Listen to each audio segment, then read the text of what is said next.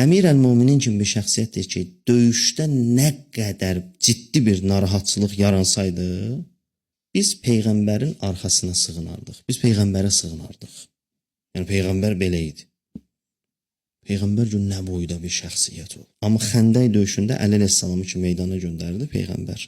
Deyirlər əllərini qaldırdı duaya. Allaha dediyi sözə bax, Peyğəmbər. Tək gedir Əli əleyhissalam bir nəfər meydana göndərib. Peyğəmbərin arxasında bütün bir qoşun var. Nə qədər müsəlmanlar var.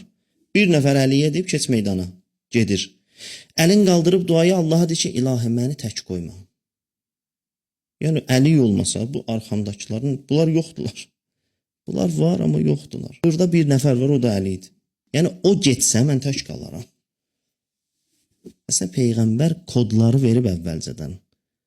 Yəni o şifrələri gördükcə başa düşürsən ki, Peyğəmbər elə Qədirxunda ona görə narahat idi. Allah deyir ki, Peyğəmbər denən. 3 dəfə nazil olub Cəbrail ki, denən.